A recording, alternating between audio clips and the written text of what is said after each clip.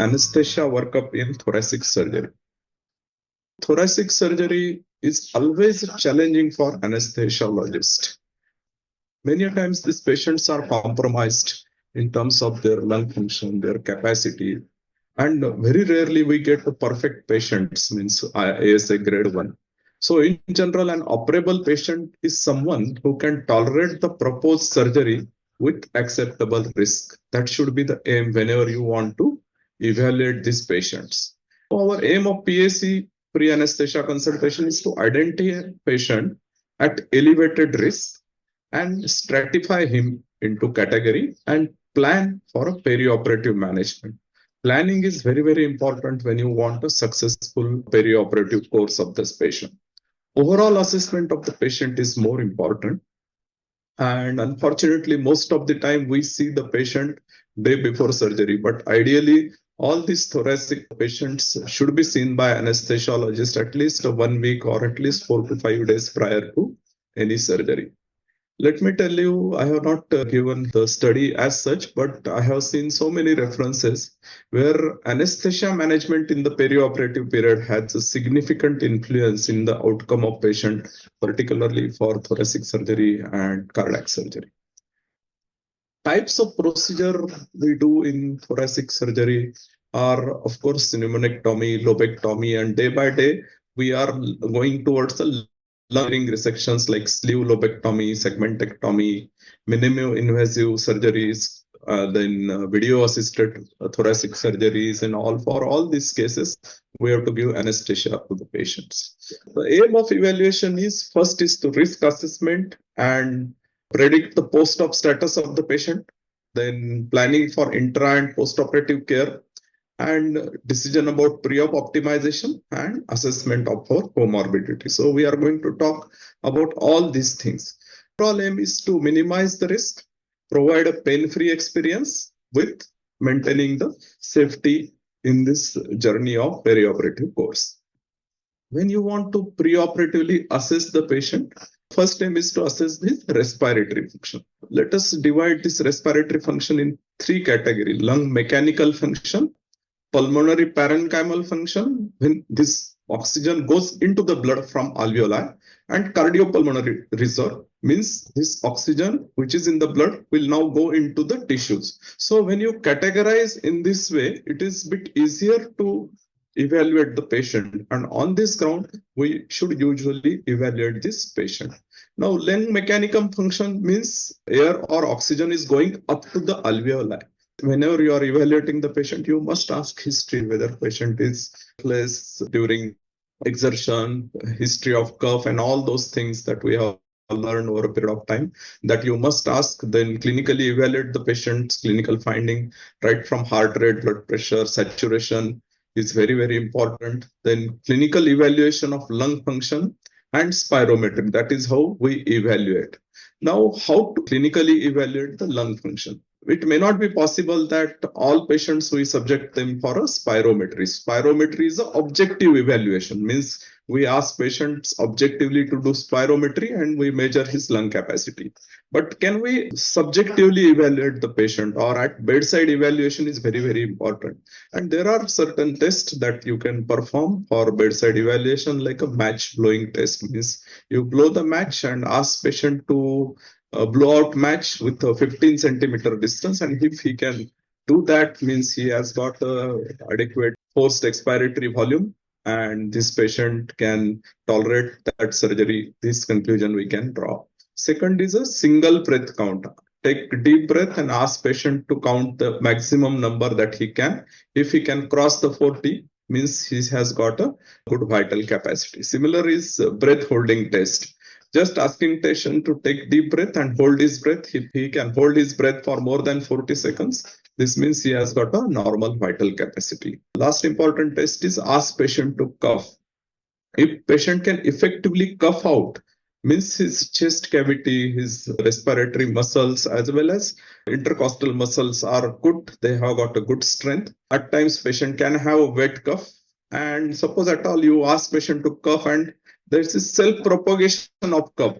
bouts of cough starts as soon as you ask patient to cough, this is not a good sign, and these patients are associated with pulmonary complications in the perioperative period. When you are in doubt or patient is not cooperating, or when you want to do a major surgeries like pneumonectomy, and we need a objective evidence, can this patient be operable for stratification risk? In that scenario, we ask patient or pulmonologist to perform the spirometry, and spirometry is performed with machine where patient has to be cooperative, patient inhale, and patient has to expire into the mouth gag or that instrument, and it will measure all the capacities, and normal values will be given by a machine as per his weight, as per his age, and what we get is forced expiratory volume in 1 second, then forced vital capacity, then ratio of FEV1 to FVC. For us as anesthesiologist, FEV1 and FVC, these are the most important things. Normally, it can be higher in one person. That is why it is showing 120%, but 80 to 120 is normal. Another thing is we can measure the response of a bronchodilator objectively with spirometry. Suppose some patient has got a spasm, you give him bronchodilator and again do the spirometry. Is it reversible obstructive lung disease? That also can be measured with the spirometry. So spirometry has got a very important role in evaluation of any patient. Second function that we want to evaluate of lung is when oxygen is going up to the alveoli. Now this is entering into the blood, means whether this process, this pulmonary parenchymal function is normal or not, that we want to assess. How you can assess this? Always check for baseline SpO2. There is a hell of difference if someone is having a SpO2 of 90 against saturation of 98. Because this decrease from 98 to 90 has a significant drop in the partial pressure of oxygen.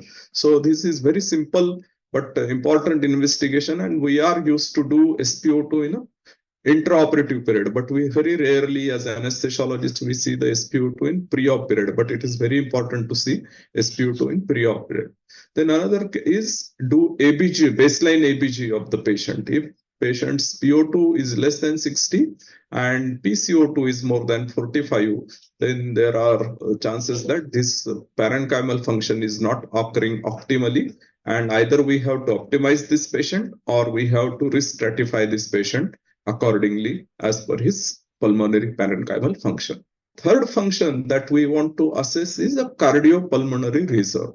What do you mean cardiopulmonary reserve? It is the ability of the body to perform cardiopulmonary function when you are in stress, when body's demand for oxygen is increased, heart rate, cardiac output should increase, his oxygenation should increase, and this is shown with this cardiopulmonary reserve. Normally, this is we can objectively calculate, as well as we can do some bedside test where we can get a fair idea about the cardiopulmonary function of the patient. Now, how to evaluate this cardiopulmonary function? First is just look at the echocardiography. If somebody has got absolute normal echocardiography, means his heart usually can compensate the stress of surgery or anesthesia, because normal echo means heart function will be normal, provided lungs are also normal or on a not very bad. Another objective test is just ask patient to walk for 6 minutes. If he can walk for more than 600 meters, he has adequate oxygen consumption. We define this cardiopulmonary reserve in terms of VO2 max, or maximum amount of that oxygen that person can be used during the intense exercise, and it is usually around 40 to 30 to 50, and when it reduced below 20, then it is a concern. And when person can walk for more than 600 meters in 6 minutes, means he has got roughly 20 ml per kg per minute of VO2 max, and he can probably withstand that surgery. Rough guide is, suppose patient divide whatever the distance patient is traveling by figure of 30. Suppose patient can walk 600 meter divided by 30, means it's a 20 ml per kg per minute will be the VO2 max. If that person only travel 100 meters, if you divide it by 30, then it's a 10 ml per kg per minute VO2 max is a contraindication for surgery, or you should be extremely cautious to give when such a low cardiopulmonary reserve is there. You should be extremely cautious while giving anesthesia to these patients. Similar is the flight climbing. Now, how to define flight? These are all questions arises, but usually 20 steps in a one flight and 6 inches per step should be the step. And if any person who can climb 2 flights of stairs without breathlessness, without exhaustion, he has got a adequate, means more than around 15 ml of VO2 max, and he can probably withstand this surgery. Third is drop in saturation. You just check the saturation of the patient before starting the 6-minute walk test and check immediately after the test. And if there is a drop in saturation of 4%, he has got a 96% saturation and it drops to 92% after the exercise, that's very alarming. And this patient has got a poor cardiopulmonary reserve. So these are the bedside tests. Can you do it objectively? Yes, we have got a cardiopulmonary exercise testing instrument lab where they can objectively tell us how much is the VO2 max of that patient. In general, if you want to remember the figure of 15 and above is we can make them to tolerate this stress of anesthesia surgery. But if VO2 max is below 10, usually surgery is contraindicated or it has to be done in emergency with all the risk explained. This is 3-leg tool for pre-thoracotomy respiratory assessment where we assess respiratory mechanics, cardiopulmonary reserve, and lung parenchymal functions. I have explained detail about this. Another important aspect of evaluation is predicting his post-op FEV1. And as an anesthesiologist, many times pulmonologist or physician may not evaluate patient on this background, but as an anesthesiologist, we must evaluate these patients on prediction of post-op FEV1. How to predict this? There is a very simple formula. Post-op FEV1 is equal to pre-op FEV1 into 1 minus percentage of functional lung tissue removed divided by 100. You all know from our MBBS days that lung has got different lobes and it is divided in right lobe, left lobe, and again right upper, middle, and lower. And it has got segments. So total we have 42 segments. Now suppose we want to do a right lower lobectomy, means 12 segments we are going to remove from the patients. Now this is out of this 42, this is means comes 29 to 30% of the lung we are planning to reserve. When you put this into this formula and his pre-op FEV1 is 70% and now you put this into formula, post-op FEV1 comes to be 50%. Now, when patient can have a 50% FEV1 in post-operative period, this patient is a good patient. He will tolerate this procedure easily. But suppose when you put this formula and if you get anything above 40%, you can surely extubate this patient operating room. If post-op FEV1 is between 30 to 40%, then consider extubation based on other parameters like exercise tolerance, cardiopulmonary reserve. And when it is less than 30%, you have to go for a stage weaning.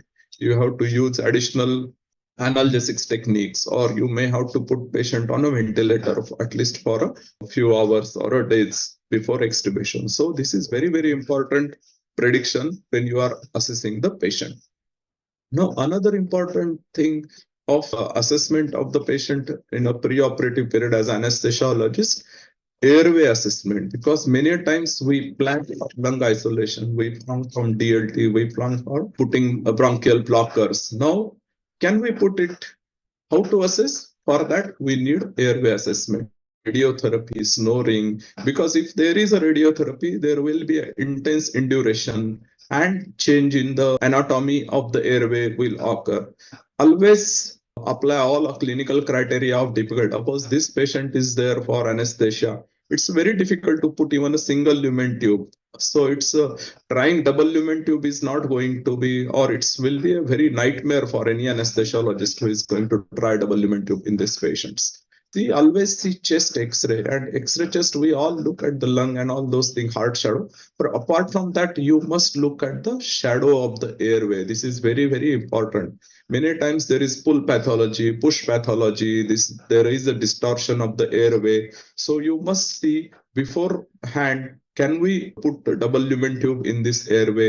This is very important. Another additional help is of neck AP and lateral view to get the fair idea of the trachea.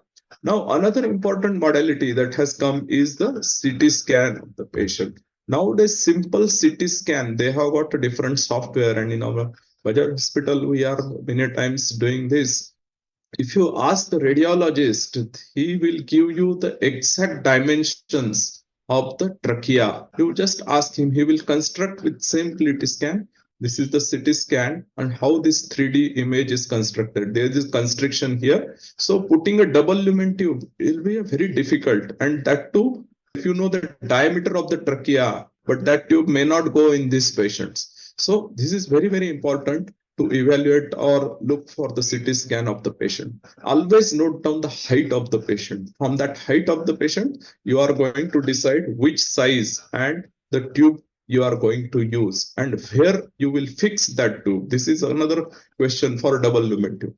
Usually, if width of trachea is 18 centimeter, 41 size biggest tube you can use. For all Indian patients, roughly for female patients, usually highs is around 5 feet. For them, 35 is the usual tube that we can use. For male patient who is up to 5'8" or 5'10", 37 tube is usually we can easily put.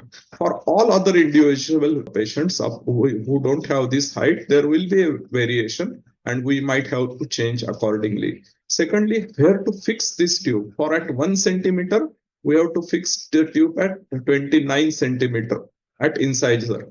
And as height decrease by 10 centimeter, for each decrease in 10 centimeter, decrease the depth by 1 centimeter. These are the rough guidelines, comorbidities, which are invariably present in these patients like hypertension, diabetes, IHT, pulmonary hypertension, RV dysfunction. Another is everything is normal, but patient is frail, sarcopenia. Itself, it increases the risk of perioperative events or perioperative risk in this patient. So you must evaluate these patients in this regards also. Another important is presence of other emphysema, bronchospasm, whether there is, this be reversible? Can we optimize these patients? With this angle also, we must see the patients. Whether the patient there is a history of chemotherapy, whether history of radiotherapy, because all this chemotherapy has got a cardiotoxicity. Radiotherapy has an intense induration and change in anatomy of the airway. So we must find out the patients or we must evaluate the patient with this. Apart from that, biochemical investigation and see during preoperative evaluation, what kind of analgesia you can provide the patient in the post-operative period that you must plan, because post-op analgesia in thoracotomy is very, very important because whole morbidity will be depend on if you don't provide a good analgesia, patient will not breathe. There will be atelectasis. So what kind of anesthesia, how much is the sensitive patient for the pain, all these factors are very, very important. So as a good physician treats the disease, the great physician treats the patient who has the disease. So we must evaluate patients on this angle also. Probably last slide, you've done all the evaluation. Now you want to subject this patient for a surgery or anesthesia. But before that, can I optimize this patient? Optimization means moving towards to perform at its peak. Are there some factors that can be changed? And yes, there are a few things that you can do. If patient is smoking, stop smoking. Always give incentive spirometry, chest physiotherapy. They have got a very, very important and major role in decreasing the perioperative morbidity. Then if there is a spasm, start nebulization, bronchodilator, steroid nebulization. Always treat and avoid infection. Tell patient that next 4 or 5 days, don't mix with the crowd. Don't go near the patient who has got a cough. And these are very small steps, but they are very important in pre-op optimization. Always try to optimize hemoglobin, hydration, particularly old age patients. They are invariably lower on hydration side. So you must hydrate them. If patient is in failure or patient has got RV dysfunction, you might have to put the patient on low dose diuretics and counseling the patient about the post-op analgesia, about perioperative course plays a very vital role in his perioperative course. of the surgery. Lastly, pre-op evaluation and optimization is the art of preparing patient's body and mind to navigate the surgical challenges. And as an anesthesiologist, we have to take this challenge, and this is an opportunity for us to predict this and optimize the patient so that we can transform the potential risk into the successful outcome. Thank you very much.